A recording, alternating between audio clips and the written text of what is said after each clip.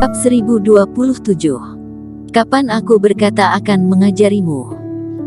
Forito masih ingat bahwa ketika pertama kali tiba di lembah, sikapnya sangat sombong. Setelah itu dia dihajar mati-matian oleh Cleosi, bahkan diberi hukuman menggantung di pohon sepanjang malam. Ini juga merupakan kenangan yang memalukan baginya, yang membuatnya sedikit takut pada Cleosi sebelumnya. Sekarang sudah tidak seperti dulu, Cleosi, aku sudah berkembang di bawah bimbingan Erikkin, aku akan membiarkanmu melihat hasil pelatihanku selama ini. Kata Forito dalam hati sambil duduk bersila untuk mengatur napas dan mengembalikan energinya.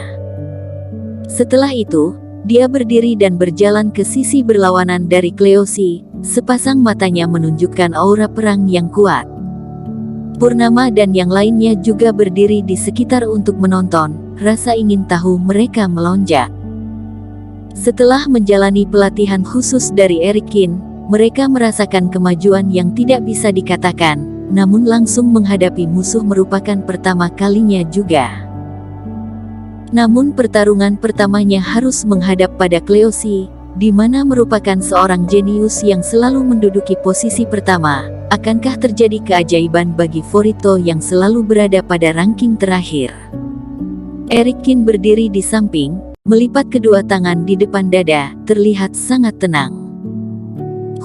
Saat aku mengalahkan Forito dengan ganas, lihatlah apakah kamu masih bisa terlihat begitu tenang.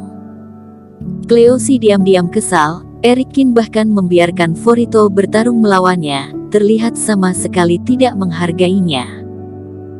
3 pukulan, kali ini aku akan mengalahkanmu dengan 3 pukulan, biar kamu tahu jarak antara ketia berdua, yang bukan merupakan sesuatu yang bisa diratakan oleh Erikkin. Cleosi berteriak, dia membawa pistol panjang di tangan, dia menatap Forito dengan penuh percaya diri. Tatapan Forito berubah menjadi rumit, dia menghunus pedangnya, dan mempersiapkan dirinya. Kemudian kedua sosok itu tiba-tiba bergerak, dan keduanya bergegas menuju tengah lapangan. Cahaya pistol berkedap-kedip, dan cahaya pedang juga berkilau. Dalam sekejap, kedua senjata itu bertabrakan puluhan kali. Ledakan. Tubuh Forito tiba-tiba mundur, Cleosi membalikkan badannya dan jatuh ke belakang. Kamu kalah. Cleosi mendengus, sosok itu muncul kembali, dan pistol panjangnya menghantam ke bawah. Jika ini merupakan Forito yang dulu, pasti sudah dinyatakan gagal, namun saat ini dia menggertakkan giginya, memutar badannya dan akhirnya berhasil menghindari tembakan tersebut.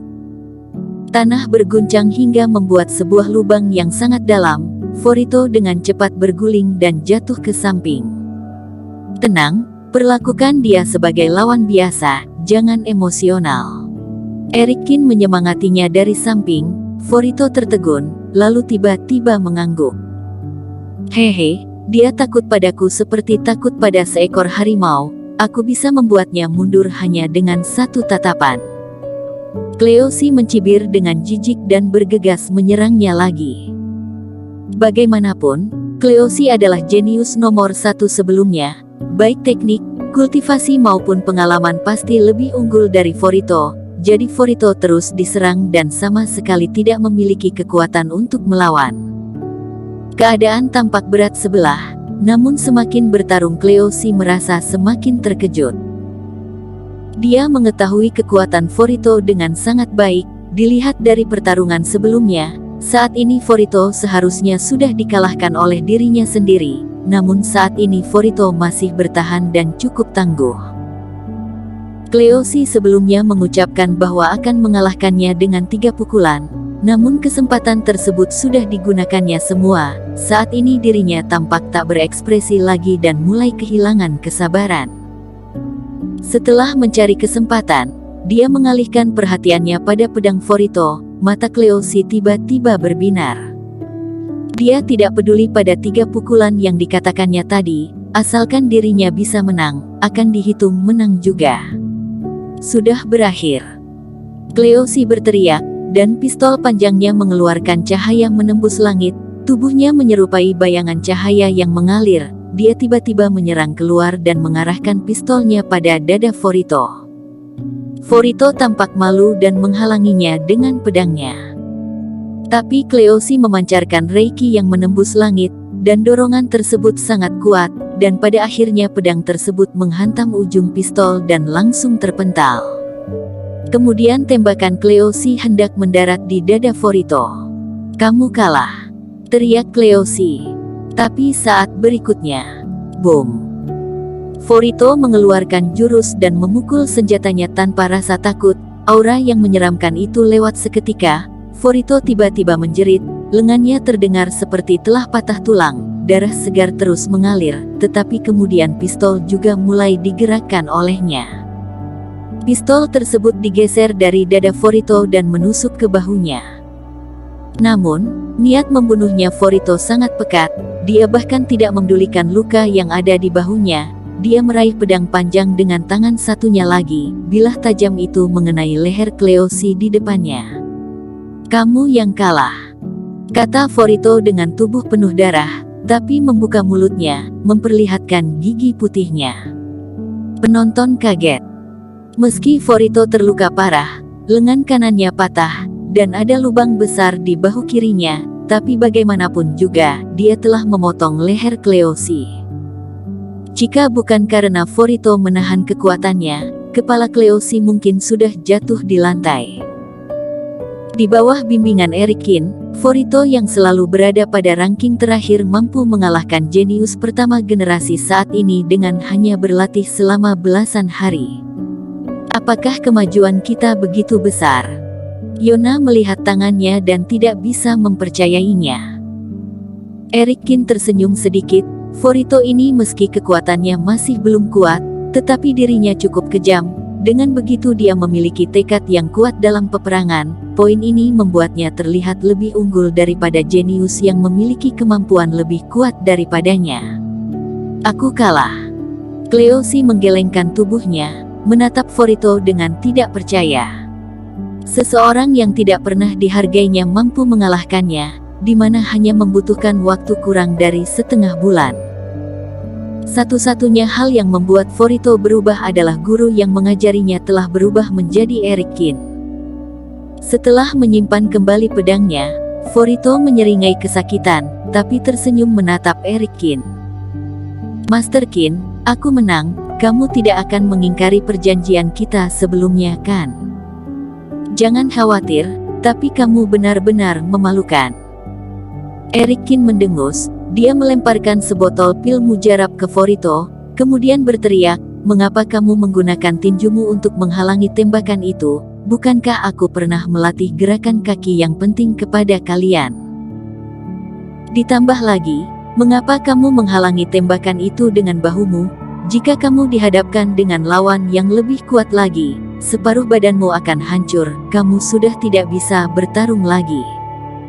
Kenapa kamu tidak tegas dan langsung memenggal kepalanya saat tembakan itu berlangsung?" Tidak hanya Purnama dan yang lainnya, bahkan Forito pun sedikit bingung. Saat berpikir bahwa dirinya akan mendapatkan pujian ataupun kata-kata semangat dari Erikin, namun tak disangka, dirinya malah dimarahi besar-besaran olehnya. Tapi setelah memikirkannya lagi, kata-kata Erikin sangat masuk akal juga. "Master Qin, jika aku menyerangnya saat itu dan bertabrakan dengan kekuatan pistol lawan, apakah aku akan mati lebih cepat?" kata Forito. "Yah, akhirnya kamu sedikit terpana, tapi pernahkah kamu memikirkannya, saat tembakan tersebut mengenaimu dan meledakkan bahumu, bukankah bisa membuat lawanmu hilang kendali dan membiarkannya meledak dengan sendirinya?" Erikin mengangguk, lalu mulai mengajarinya lagi. Pengalaman tempur Erikin secara alami jauh lebih baik daripada klan iblis level junior ini, dan mata Forito berbinar ketika dia mengatakan sesuatu, dan dia terus mengangguk. Melihat Erikin dan Forito, mereka mulai berkomunikasi setelah mereka menang, dan semua orang tidak bisa berkata-kata. Pipi tetua Yue semakin panas, seolah-olah dia ditampar dengan keras oleh hasilnya. Dia merasa malu dan pergi diam-diam. Sudah cukup. Seluruh kulit Cleosi memerah, dan dia gemetar hebat karena marah. Dia merasa bahwa Erikin tidak mengumumkan hasilnya, tetapi meninggalkannya di sana, benar-benar sedang mempermalukan dirinya sendiri. Erikin, aku kalah dalam pertempuran ini. Mulai saat ini, aku tidak akan memiliki rasa tidak puas padamu lagi.